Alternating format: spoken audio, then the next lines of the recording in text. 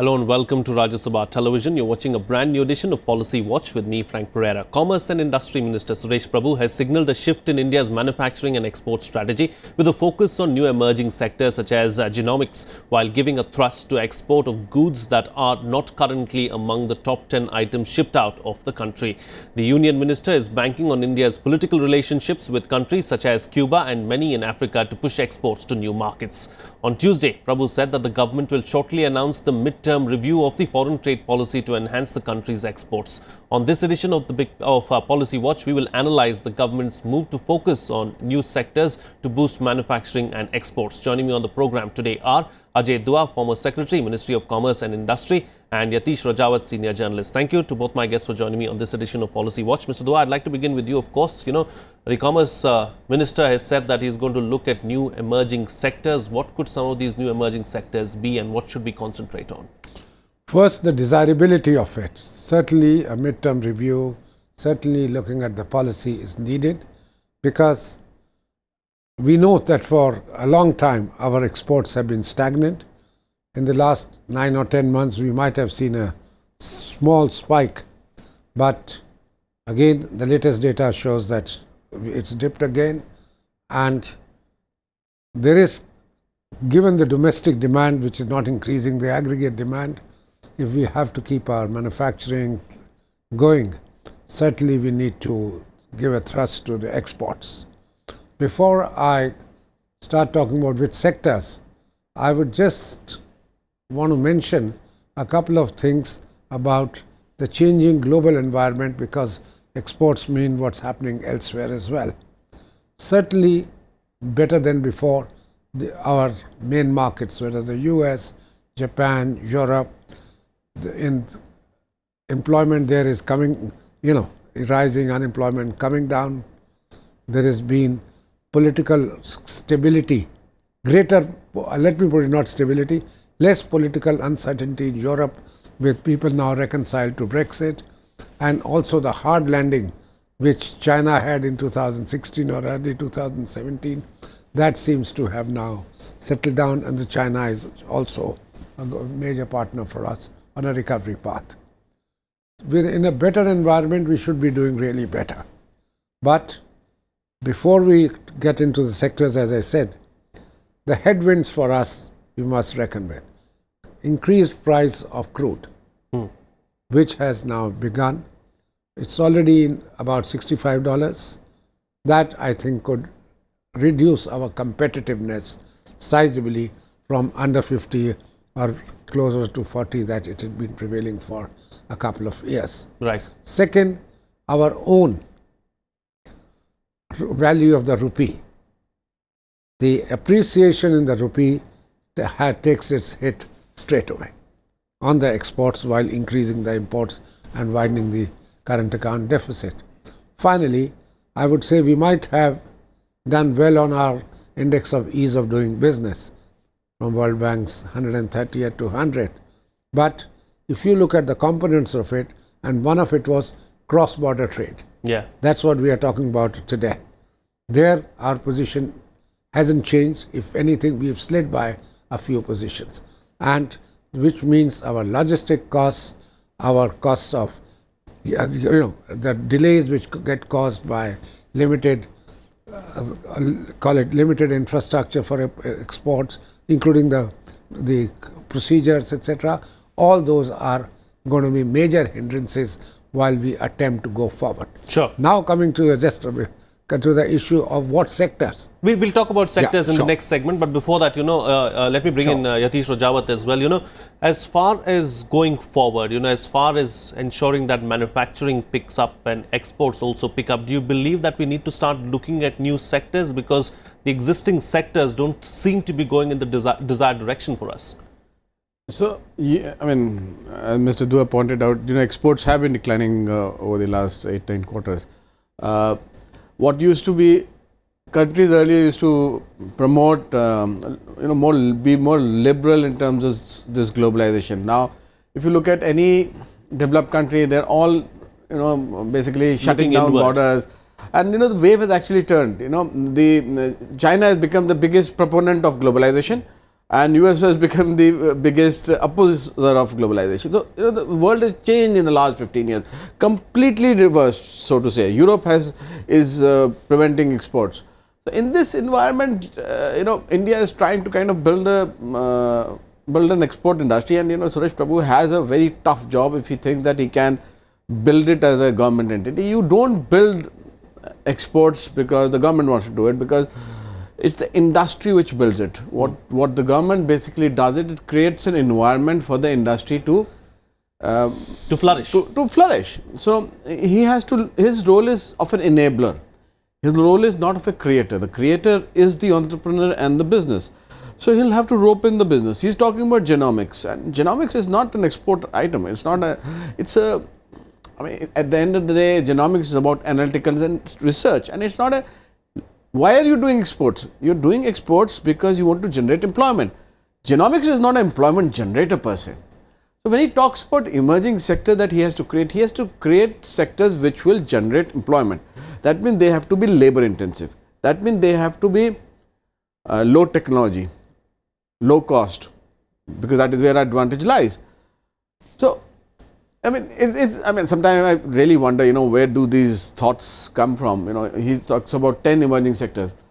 If there are 10 emerging sectors that Mr. Prabhu knows about, I would recommend that he puts them out immediately, because if those sectors are so attractive, then the businesses will immediately start doing that. You get my point. He's not the starting. He's not the starting guy. The second issue is that when this global change is happening, exports is not something that the government can do. Make in India, that's supposed to be the primary driver of the Mr. Prabhu's ministry, is failing at several levels. Whatever could be done at the central level has been done, and it reflects in the ease of doing business. What reforms are needed are at district and state level, which Mr. Prabhu or the central government has very little control on. So there's not much he can do on that. Now, services, he mentioned that he is going to promote services and expand the scope of Make in India, and there will be Make in India 2. Make in 2.0. Yeah, 2.0. So I'm sure that he has some industries that have been neglected in the past and which he would like to promote, but those industries have to be one that have to be labor intensive and will drive employment. Sure. Okay. Point taken. Yes. Mr. Dua, now coming to the sectors. Now, he's spoken about 10 emerging sectors. Yatish Rajawat has said that Suresh Prabhu should come out and name these sectors so that, work can be started on these sectors. What could some of these sectors be?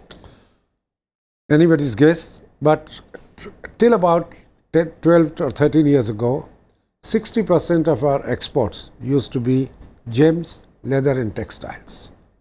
Now, the composition has changed. It is now engineering goods, capital goods, and I would say a degree of gems and jewelry. No, gems and jewelry, because of the value, is still a very high component. That's right. So that's the composition of our.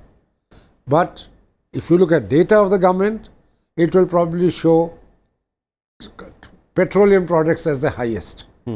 But it is, you are importing petroleum, refining it, sending it back. So and it's costly. That's the reason why it appears high. I would think that going forward, the way composition has changed, we have to be looking at subsectors of those rather than something entirely new. In the engineering industry sector, I would be more concentrating on automobiles and automobile components, because that is a sector in which our prowess seems to have been now accepted. It's a fairly, I'm not calling it low technology, but a technology which we can handle and which we have, and I like to see that happening in a much larger way, greater emphasis if it has to be given in policy by way of certain incentives, fiscal as well as financial, that should definitely be explored. Second, as Yatish mentioned, we cannot ignore the fact that we have to be encouraging labor intensive sectors in manufacturing as also in exports, something which China did 25 20 to 25 years ago and occupied the world market. China is now moving up the ladder into higher technologies. They could be the world's leading technology players in robotics, artificial intelligence and those kind of things. We will probably take some time there. So there, what is coming in our way, we got to study, whether it is leather, whether it is textiles, whether it is gems in jewelry. All these, I would call it them relatively low technology items, and infrastructure which needs to be given to such industries must be provided, because that is where our competitiveness lies. Right. Let me signal a third sector. Again, I'm saying you can't make a drastic change. Earlier, it may have been textiles at one point of time.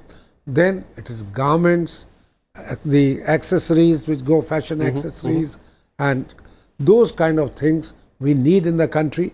We have the necessary prowess or capacity to do it. Right. But there we have been taken on in the international market by no longer China as much as by Bangladesh and Vietnam. Yes. So particularly in the textile sector, you see, we are not competing against the Chinese products anymore.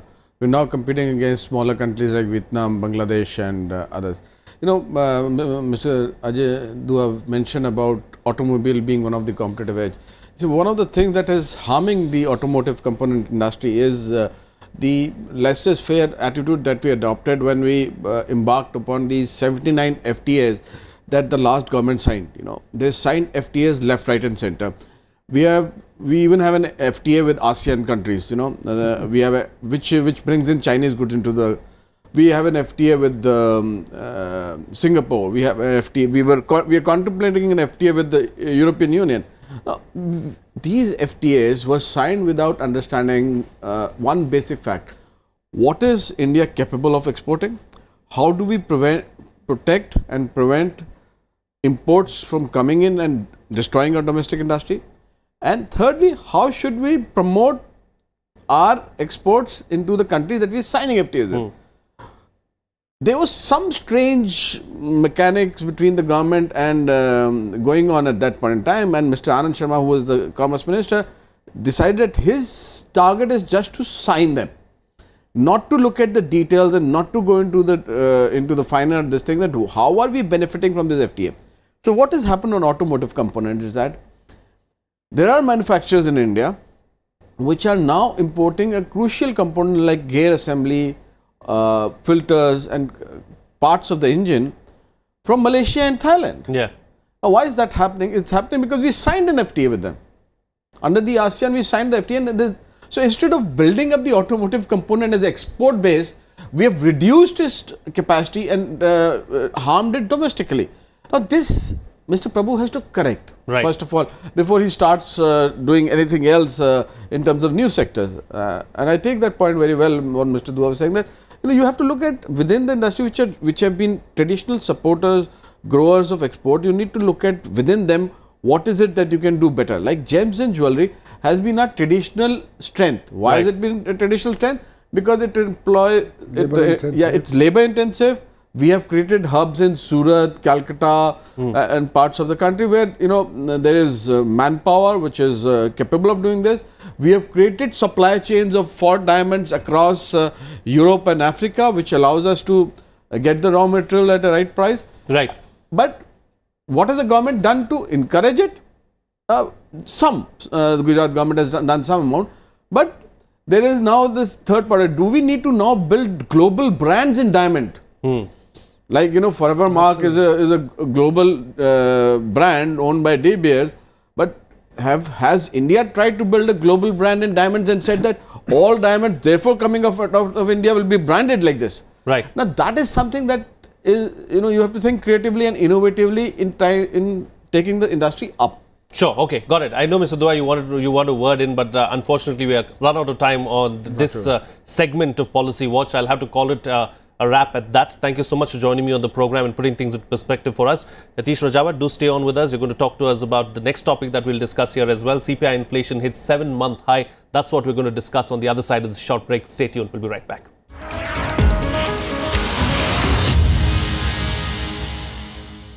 Welcome back. You're watching Policy Watch with me, Frank Pereira. India's retail inflation grew at 3.58% in October, mainly due to increase in prices of consumer food items. Retail inflation measured by Consumer Price Index remained unchanged at 3.28% in September from the revised figure of August. CPI is the main price gauge that the Reserve Bank of India tracks. Consumer food price inflation, a metric to gauge changes in monthly kitchen costs, saw a jump with prices rising 1.9% in October from 1.25% in September. Vegetables prices witnessed a negative growth of 3.77% in October as compared with the 4% in September. Similarly, prices of pulses fell minus 23% as compared with minus 22.51% in September. Housing inflation grew marginally at 6.68% in October from 6.1% in September. In our next segment, we will analyze the inflation data released by the Central Statistics Office.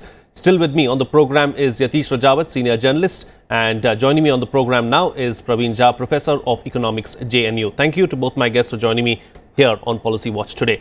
Professor, I'd like to begin with you, of course. What do you make of this latest data that is in front of us? See, partly it is on account of seasonal factors, as you have already mentioned, vegetable prices, some commodities in the food basket, etc. But also there are some structural reasons. And one major structural reason which possibly will continue with us for a while has to do with this whole chaos called GST, in the sense that it sort of, in its pursuit of tax neutrality, the way the slabs etc. were decided, there is a distinct sort of division of burden in favor of necessities as regards tax burden. We've seen a correction now after the 23rd meet of the But on the other hand, as you know, you see, when the goalposts keep shifting, etc., you see these things always take time. And people who have, for instance, bought it on, let's say, by paying 28%, right? And now if so what I mean to say is, are we going to see some kind of a correction take place in the quarters to come? You see, it is still pretty chaotic. And it's not very clear how long will it take for things to stabilize. So, will it be 3 months, 6 months, 8 months, 1 year, So, there are some of those issues which are still somewhat uncertain. The second significant factor there is the firming up of fuel prices. And my sense is that we are getting into that zone where we will not see a slackening of fuel prices in the next 6 months or so. If that is the case, then obviously that's the universal intermediary, and that of course impacts on everything. Sure. So that would be a significant factor. So these two things, on account of fuel prices and on account of this whole, let's say, a lot of confusion and chaos because of GST, and also there is a very clear kind of division in terms of taxes on necessities contributing probably a lot more than taxes on luxuries, but as the weight of luxuries in our overall basket tends to be lower. So, as a result of the fact that we are trying to pursue this tax neutrality, etc., this was to be expected. One of the famous ads which was doing the round, कि सोने के biscuit पे 3%, खाने के biscuit पे 28%. तो ये क्या हो रहा है? That's not true. No, whether that's true or not, I'm just trying to tell you, how it sort of was perceived in terms of the public. No, whether it's perceived in the public you're talking side, about the perception, but okay. No. But I'm also, along with, I'm just saying that how it was being perceived is by that kind of footage. But what is certainly the basic fact, that if you look at what happened to the necessities and what happened to luxuries, just look at the distribution of it, right? And you will find that there was certainly a very significant imbalance. That is why many people actually have called it a well-designed redistribution of income from the relatively poorer sections to the relatively better off. Okay. Because of that tax distribution. Okay. I don't think Yatish agrees with you at all, with your analysis. These are facts. No views. Yes, Yatish. So, your question was about inflation, and both the items that have contributed to the spike in the inflation, which vegetables and fuel, are not covered under GST. So, GST is not the issue here. GST is not contributed to the price inflation in this environment. Vegetables, we are in the middle of winters. There is a seasonal spike which takes place in winters. Fuel prices are globally monitored. There's no supply or demand or even taxation component here. Fuel has been kept out of GST, as you would know.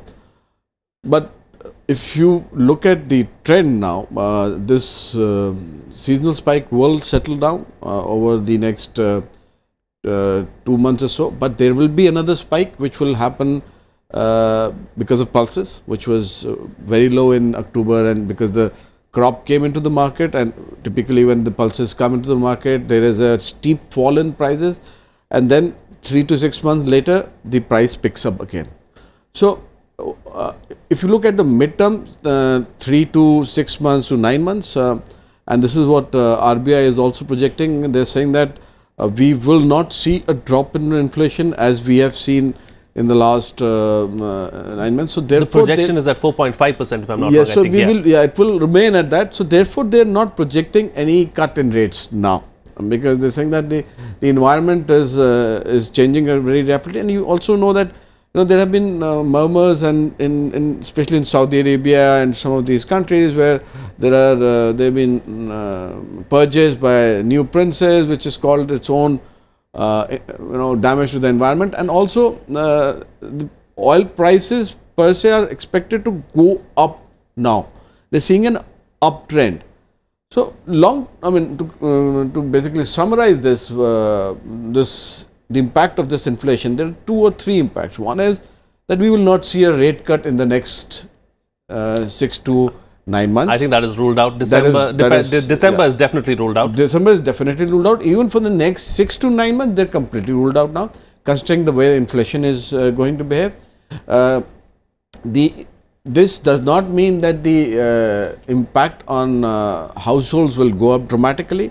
Vegetable prices peak here, and they also settle down after the winters are over. So therefore, it's not like the consumer is hurting unnecessarily much more than they have done in the past. It is, yes, the government can control certain commodities, and particularly onions and tomatoes, which have peaked much more than needed, and there will be I'm sure there will be notification on hoarding and supply of those commodities. Okay. So that's in some you should not look at this particular spike as anything extraordinary. Okay, you shouldn't be too worried at this point in time, is what you're suggesting. Yes, Professor, I mean, what corrective measures need to be taken going forward?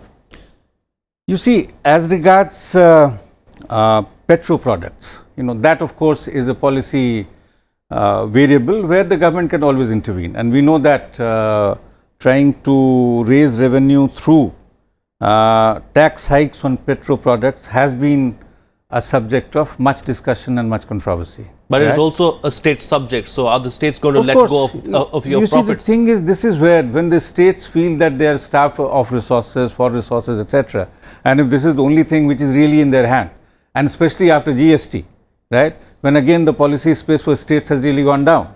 Okay.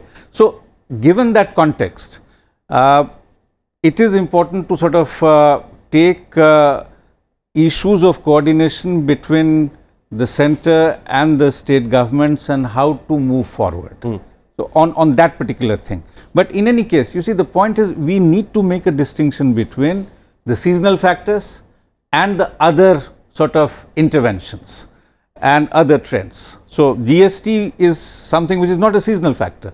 So obviously, I mean, Yatish misunderstands me when he says that, there is no GST on food and vegetables and so on. Of course, I am not referring to that.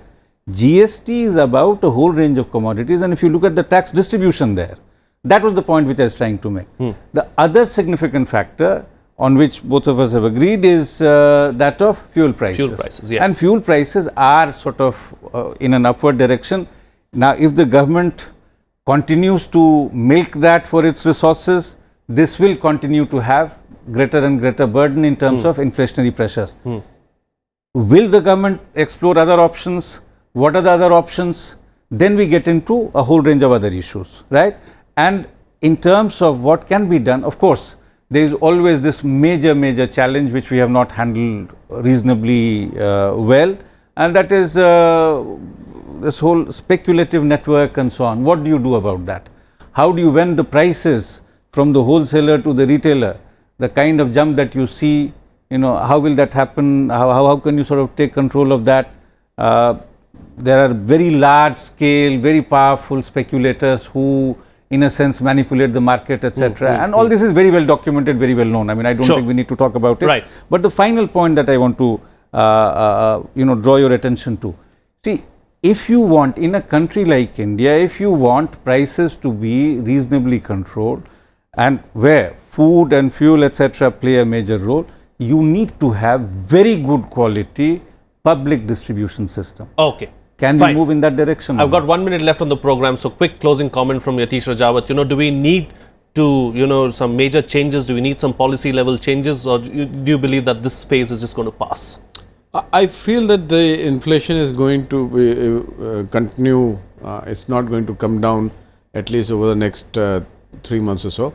I don't see any major policy changes happening in the next 3 months, which can directly impact inflation, this thing. On the vegetables prices front, I feel that there is a element of speculation and hoarding happening there, which is again something that is that needs to be. It's not a policy issue; it's more of a operational issue, and it needs to be controlled by state governments so that hoarding does not happen for key commodities and perishables. The fuel part is, I think, the government is now becoming cognizant that they cannot continue to raise fuel prices as they have done in the past, and they are looking at stabilization on that front. They're also trying to last GST Council meeting, I remember. They're still trying to push the state finance ministers to accept the fact that fuel should be brought into GST's ambit. But I think we are still 6 months, 2 years away from the state agreeing to that kind of thing. All right. On that note, then we'll call it a wrap on this edition of Policy Watch. Yatish Rajawat and Praveen, thank you so much for joining me on the program and putting things into perspective for us. That's all the time we have today. But do send your suggestions to us. Feedback is always welcome at policywatch.feedback@gmail.com. That's all the time we have today. See you again next time.